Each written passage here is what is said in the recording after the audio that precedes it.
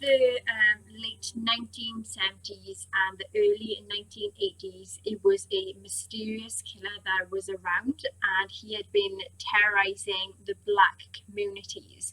And this was in the location of Atlanta. One by one, all the black children and young adults were being kidnapped and targeted, and they had ended up turning up dead. And this was days or weeks later. These grisly cases would later then become known as the Atlanta child murders case. Police eventually arrested a local man named Wayne Williams in connection to the heinous crimes. But Williams was only ever convicted of 2 murders, far less than 29 slayings. And he was implicated in furthermore, and that he was guilty of killing only 2 men that were in their 20s and not any children. So although the homicides appeared to stop after Williams was arrested, some believe that he was not responsible for the Atlanta child murders, meaning that he didn't get convicted for any of the child murders. So with that then, including some of the victims' families, the tragic case was later explored in the Netflix series called The Mindhunter, and this was in 2019. And that was of the same year that the real Atlanta child murders case had been reopened. And this was in hopes of them trying to find out the truth, who actually was the real Atlanta child murderer. And this had been bringing some justice then into the new investigation of the child murders. And there is to be finding if it's going to be leading to any more questions rather than any answers. On a summer's day in July 1979, the first body was linked to the Atlanta child murderers case was discovered, and this was of the 13-year-old Alfred Evans. This was found in a vacant lot, and his cold body, it was very much shirtless, and he was barefoot, and he had been killed by strangulation, and tragically he had disappeared just 3 days earlier to this discovery of his body.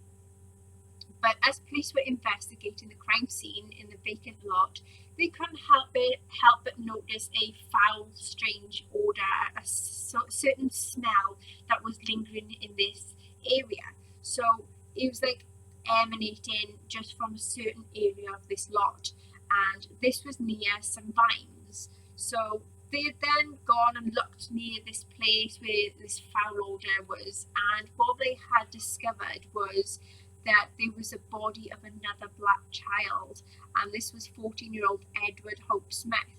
Unlike Evans, Smith had been killed by a gunshot wound, but eerily he was found just 150 feet away from Evans's body.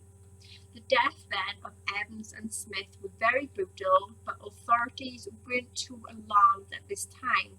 It was as if they simply wrote it off to the murder cases as being a drug-related death. Then a few months later, there were more black youths that started turning up dead, and the next bodies to be found were 14-year-old Milton Harvey and 9-year-old Yusuf Bell. Both of the children had been strangled to death. Bell, which is the fourth victim, he had been living in a housing project just 4 blocks away from where his body was found at this time. His death had hit the local community, and this hit them very hard. There was a whole neighborhood then that was crying so much because they loved this boy. They said that Bells was a very good neighbor. He enjoyed maths and history, and he was just in general God's gifted child. There was 4 murdered black children in the span of a few months that raised a lot of suspicion in this community. And this was among the victims' families also that the crimes had been related to. Still, the Atlanta police did not establish any links between any of these victims. By March 1980, the death toll had reached 6 children, and it became very increasingly clear then to the residents of their communities that they were in very much big danger, and the parents had gone and given their children a lot of curfews. Um, and there was more victims then that was just generally turning up all the time, and they were also almost as if they were all boys except there was only 2 girls. They had also been identified as a couple of victims that were adult men that was getting turned up as well, and all of these were Black African Americans. And in the African American communities in and around Atlanta, they were gripped with fear and having a lot of anxiety. Camille Bell, the mother then of Yusuf Bell, had joined forces with other victims' parents to try and form a community. And with this community, she had then found that they wanted to try and stop these children murders. So even with heightened vigilance in the community, the kids then still kept disappearing. In March 1980, Willie Mae Mathis then was watching the news with her 10-year-old son Jeffrey when they both had seen that the investigators was moving the body of one of the victims, and she had gone and warned her son, and she had said that don't go talking to any strangers. And her son had then said, "Mama, I don't do that. I don't talk to strangers." This is what Mathis had then recalled. Tragically then, the very next day, Jeffrey went to the corner store to get a loaf of bread, but he never made it to this store. His remains then were later found a year later after he had disappeared.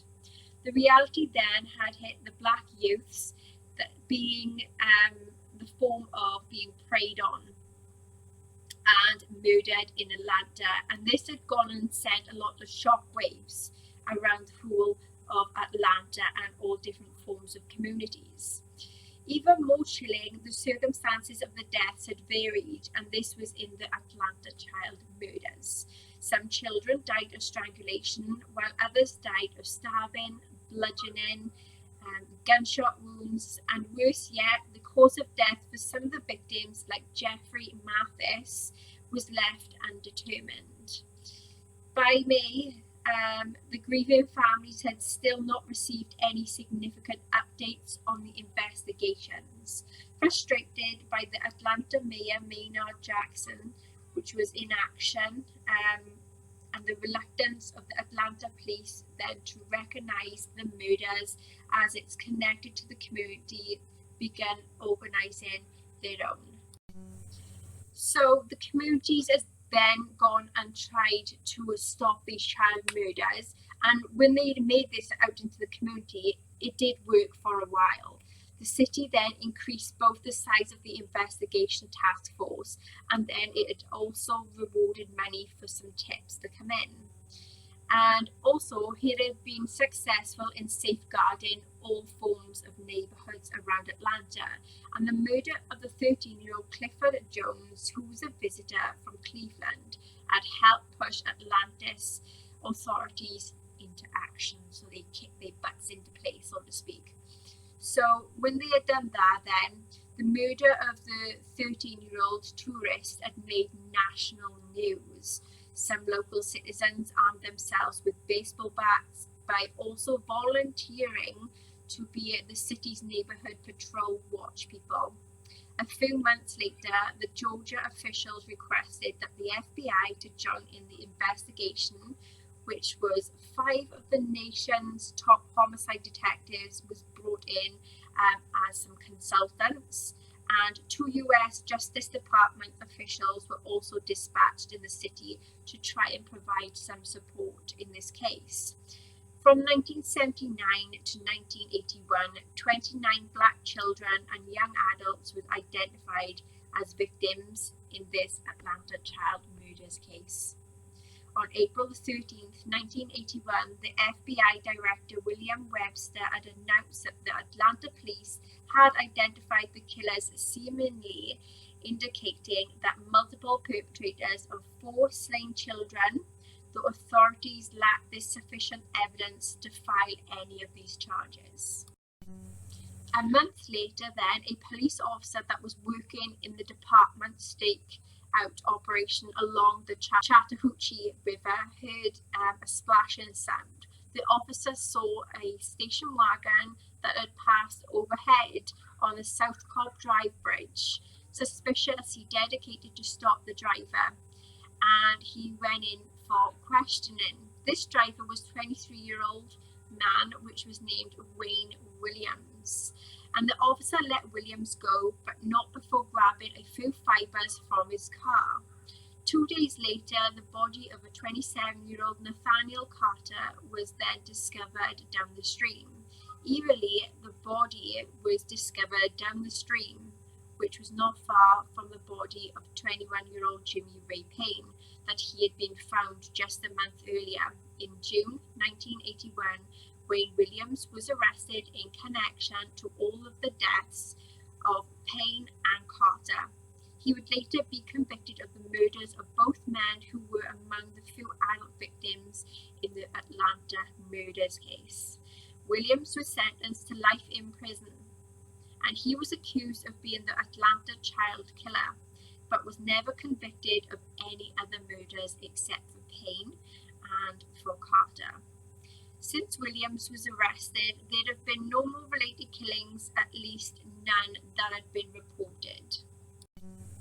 There are some that say that they remain very skeptical that Williams was a serial killer, including many of these victims' families.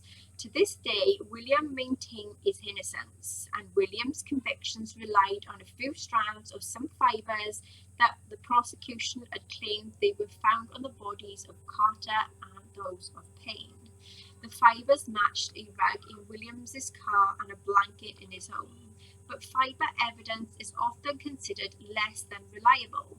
Some discrepancies in witness testimonies had cast more doubts on Williams's guilt, and there had been some alternative theories that had cropped up throughout the years, ranging from a paedophile ring to the government conducting a horrific experiment on black children. One big theory that was very much believed in these communities was that, though, of the Ku Klux Klan, that they was behind the child murders of Atlanta. And in 1991, it was said that the police informant allegedly heard a KKK member named Charles Theodore Sanders verbally threatened to choke a black teenager named Luby Gita after the boy accidentally scratched his truck in the Atlanta child murders was still happening at this time. Horrifically, Gita then ended up becoming one of those victims. His body was discovered in 1981, weeks after Saunders' threat. He had been strangled, his genitals and his lower pelvic area and his feet were all missing. There had been a 2015 report by Spin magazine uncovered shocking details of a high-level secret investigation by Georgia Bureau of Investigation and various other law enforcement agencies. This investigation apparently found that Saunders and his white supremacist family members planned to kill more than 24 black children to incite a race war in Atlanta. Evidence of the witness accounts and informants' reports suggested a link between the Sanders family and Gita's death, and possibly 14 other child murders. So, to keep the peace in the city, the investigators allegedly decided to suppress any evidence of the possible Ku Klux Klan involvement in the Atlanta child murders. But despite the authorities' efforts to conceal any of these evidence linked to the KKK, many of the city's black residents already and still suspected that the white supremacist group was responsible for all these crimes. However, the officials that was involved in the primary investigation maintains that they have had enough evidence to connect this Wayne Williams to the killings. So to this day, Williams remains in prison and he's been denied parole multiple times. And there have been a rare interview in 1991 that Williams had revealed that he had befriended some of the brothers of the victims as they ended up in the same prison as himself.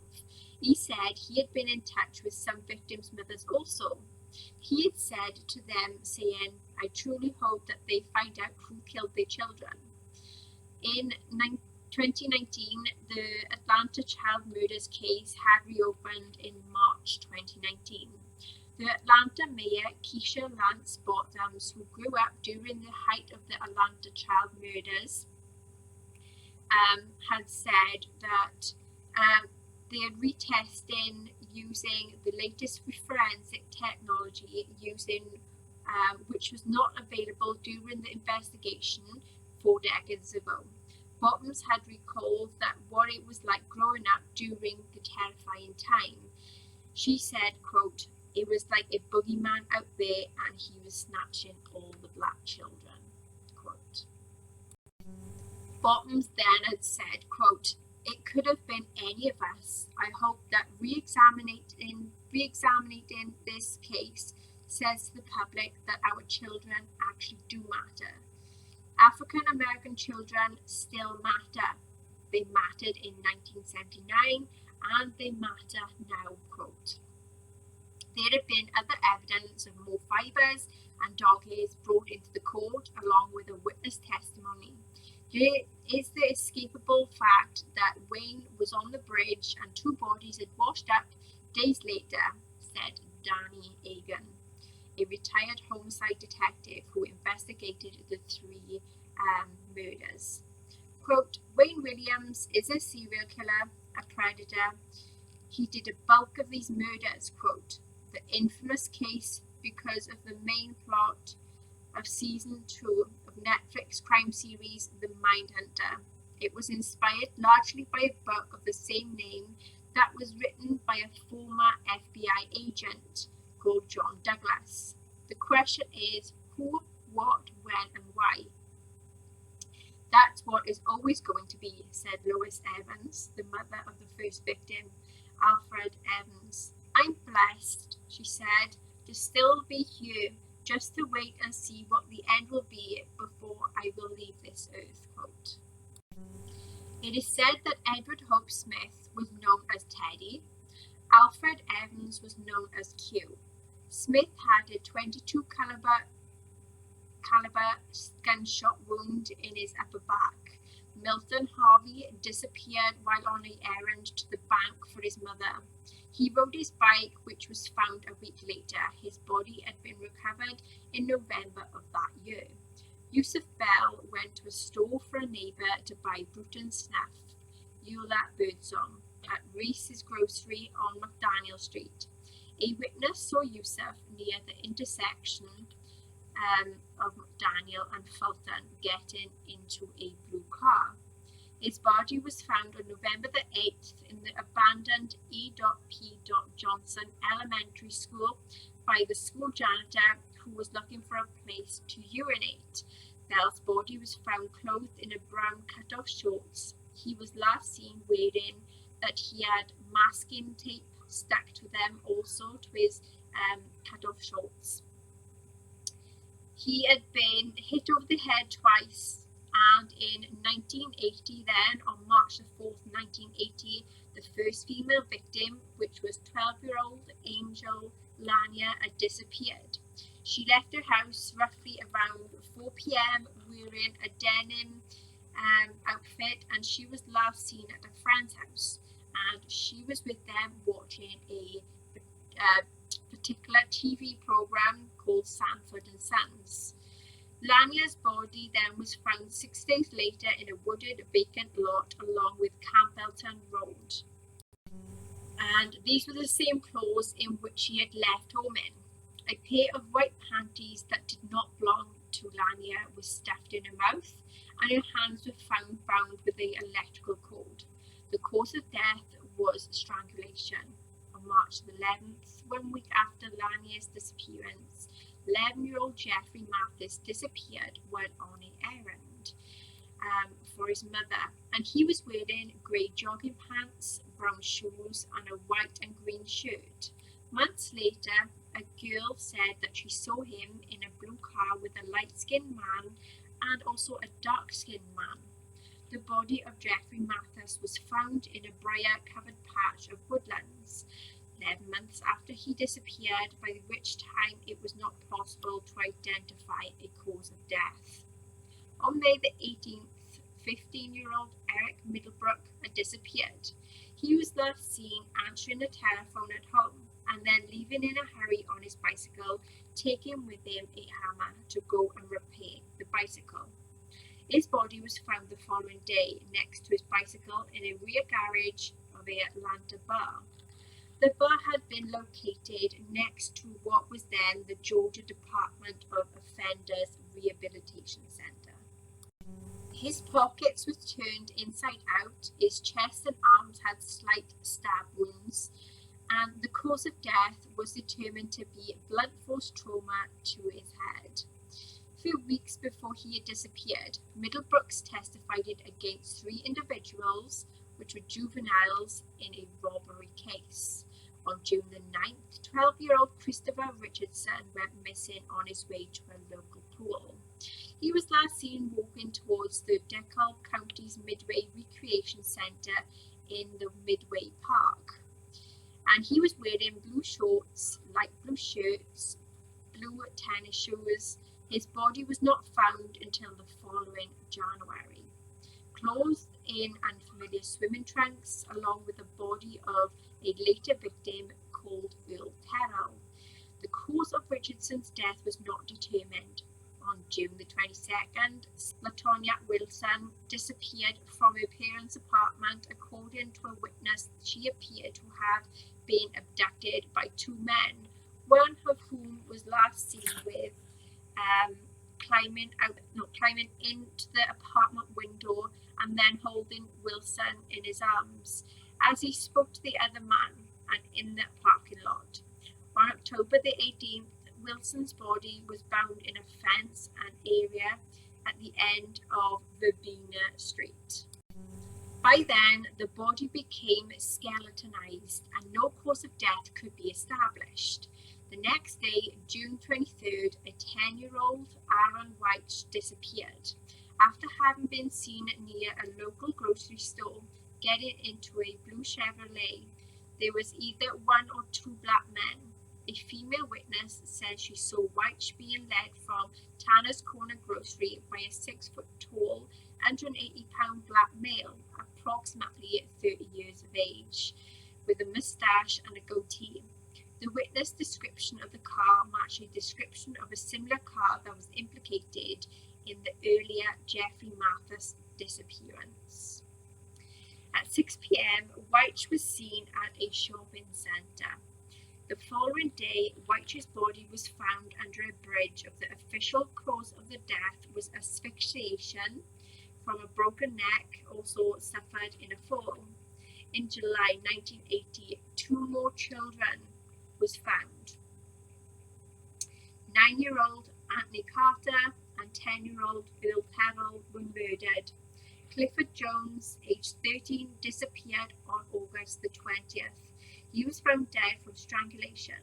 His body was found on August the 21st behind a dumpster in the rear of the former Hollywood Plaza shopping center. Daron Glass, aged 10, was reported missing on September the 14th. His body has not been yet recovered. Charles Stevens, aged 12, was reported missing on October the 9th. His body was found the next day. The police determined that they had been suffocated. Aaron Jackson, aged 9, went missing on November the 1st.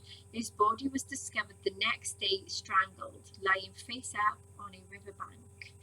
Patrick Rogers, aged 16, knew several of the previous victims, he also went missing on November the 30th. His body had then been found on December the 7th in the Chattahoochee River. Police speculated that he had dropped from the bridge above. In 1981, the murders continued all the way into 1981. The first known victim in the new year was the 14-year-old Ruby Gita, who disappeared on January the 3rd. Gita's body was found on February the 5th.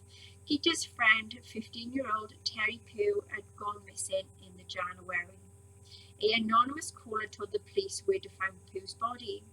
Terry lived in the same apartment as Edward, which is called Edward Teddy Smith, who was then killed in 1979. In February and in March of 1981, 6 more bodies were discovered, believed to be linked to the previous homicides. Among the deceased was the body of a 20-year-old Eddie Duncan, the first adult victim of the case. In April, 20-year-old Larry Rogers, 28-year-old John Porter, 21-year-old Jimmy Ray Payne were all murdered. Porter and Payne were ex-convicts and had just recently been released from a Aranda state prison after serving time for some burglary. On May the 12th, 1981, FBI agents found the body of a 17-year-old William Billy Star Barrett on a curb in a wooded area near to his home.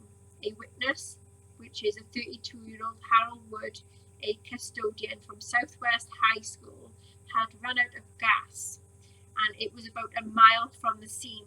Wood described a black man standing over and observing the location where the body was found before driving away in a white over blue Cadillac. And during the end of May 1981, the last reported victim was added to the list, which was 27-year-old Nathaniel Keita.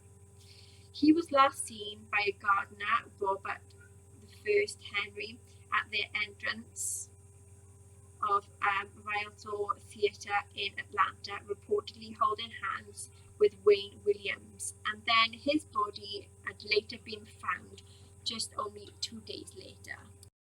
Investigator Chet Detlinger created a map of these locations of the victims, and despite the differences in all the ages, the victims fell within the same geographic perimeters, and they were connected to a memorial drive and 11 major streets in this certain area. So during the murders, more than 100 agents was working on the investigation, and the city of Atlanta then imposed a few curfews, and the parents in the city removed their children all from school to forbid them from playing outside also. As this was a big media coverage of the killings intensified, the FBI predicted that the killer might dump the next victim into a body of water. To conceal any of these evidence, police then had staked out nearly a dozen areas that had bridges, including crossings of the Chattahoochee River. During the stakeout on May the 22nd, 1981, the detectives got their first major break when there was an officer that heard a splash beneath the bridge where they were. And another officer then saw a white 1970s Chevrolet station wagon turn around and drove back across the bridge. 2 police cars later stopped the suspect station wagon about half a mile from the bridge. The driver ended up being Wayne Bertram Williams, a supposed music promoter and a freelance photographer. The Chevrolet wagon belonged to his parents. During questioning, Williams said that on his way to an audition, a woman, Cheryl Johnson, as a singer, Williams had claimed that she lived in a nearby town of Smyrna. Police did not find any record of her or of this appointment. 2 days later, on May the 24th, the new body of Nathaniel Keita, aged 27, was discovered floating down the river a few miles from the bridge, where the police had seen suspicious suspicious station wagon. Based on this evidence, including the police officers who were in the splash, the police believe that Williams had killed Keita and had disposed of his body when the police was very close, very nearby. Investigators who stopped Williams on the bridge noticed gloves and a 24-inch nylon coat that was sitting in the passenger seat. According to investigators, the coat looked very similar to ligature marks found on Keita and other victims, but the coat was never taken into evidence for any analysis. So, adding to a growing list of suspicious circumstances, Williams had handed out flyers in predominantly black neighborhoods calling for any young people ages 11 to 21 to audition for his new singing group that he had called Gemini. Williams failed a FBI administration as well, and that there had been some polygraph tests that he had done and failed, and the polygraph results are not admissible as evidence. So this was in the criminal court system. Fibers from a carpet in Williams's residence were found to match those that is observed on two of the victims. Additional fibers from the Williams's home and vehicles and pet dog were later matched to the fibers discovered on other victims. Furthermore, witness Robert Henry claimed to have seen Williams holding hands and walking with Nathaniel Keita on the night Keita is believed to have been killed. So on June the 21st, 1981, Williams was arrested and a grand jury indicted him for first-degree murder in the deaths of Nathaniel Keita and Jimmy Ray Payne, age 22. There was a trial date that was set for early 1982. The jury selection began on December the 28th, 1981, and it had lasted 6 days.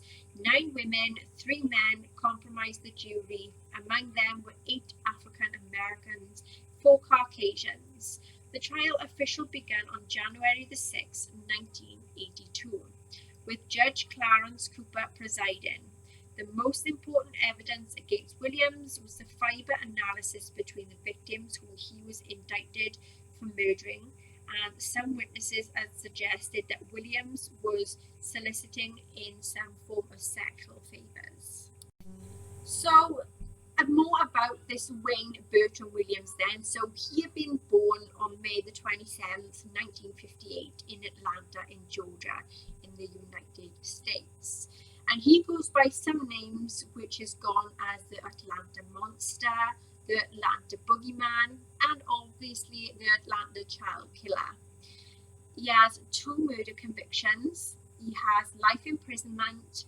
Wayne is a son of Homer and Faye Williams, and he was raised in the Dixie Hills neighborhood of southwest Atlanta.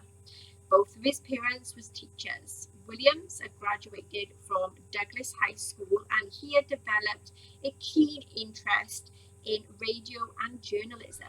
And he had gone and constructed his own career in the current radio station and frequency, which was called WIGO, which is WIGO, and WAOK, which is WAOK, where he had befriended another member of announcing crews and began dabbling in becoming a pop music producer and a manager. Had $100,000 had been a reward in this case. Also, in this case, there is a few celebrities that are donated in this. Number 1 being those of Muhammad Ali. He had gone and put money into the case as well. Luby's friend had gone and saw Luby talking to a male, and he had gone and done a specific sketch of a man that Luby had gone hanging around with. And this there was known victims that was by the date and disappearance. So these are the known ones, which was number 1, Edward Smith, age 14, disappeared July the 21st, 1979. death by gunshot wound and upper back from the .22 caliber case, and that case is unresolved to today. Alfred Evans, age 13, disappeared on 25th of 1979. His death was by strangulation, attributed to Williams, so this case is closed. Milton Harvey, age 14, September the 4th, 1979, he disappeared. Death is undetermined and the case is unresolved. Yusuf Bell, age 9, disappeared on October the 21st, 1979. Death by strangulation. It is attributed to Williams, so his case is also closed. Angel Lanier, age 12, disappeared March the 4th, 1980. Death by ligature strangulation. Jeffrey Mathis, age 11, disappeared in March the 11th, 1980. His death was undetermined and his case is unresolved. Eric Middlebrooks, age 14, disappeared on May the 18th, 1980. Death by blunt force trauma to the head, and it is attributed to Williams's case, so his case is closed. Christopher Richardson, age 12, disappeared on June the 9th, 1980, and death by strangulation attributed to Williams's case, so that case is closed. Latonia Wilson, age 7, disappeared on June the 22nd, 1980. Death is undetermined and the case is remaining unresolved. Aaron White, age 10, disappeared on June the 23rd, 1980. Death by asphyxiation and attributed to Williams's case, so that case is closed. Anthony Carter, age 9, disappeared on July the 6th, 1980.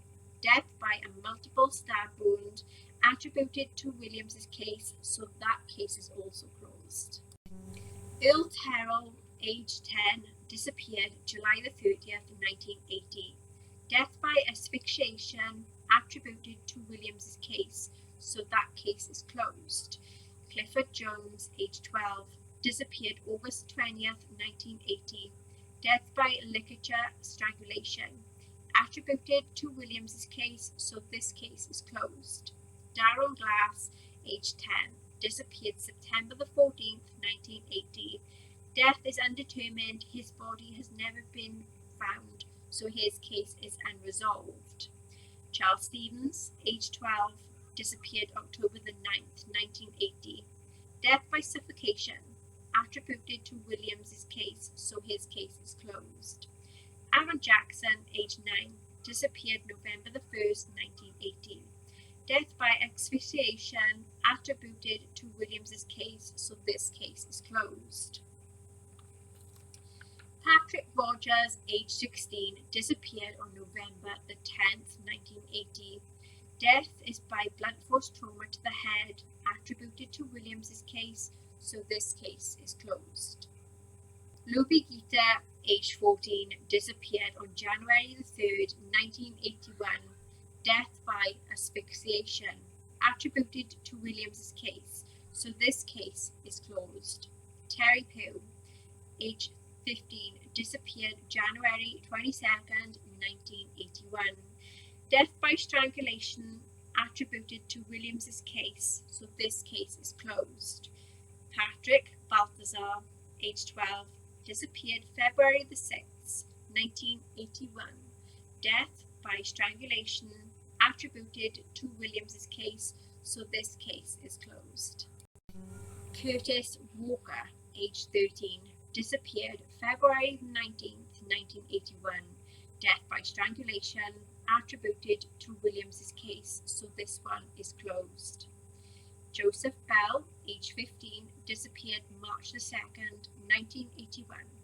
Death by asphyxiation and attributed to Williams's case, so this case is closed.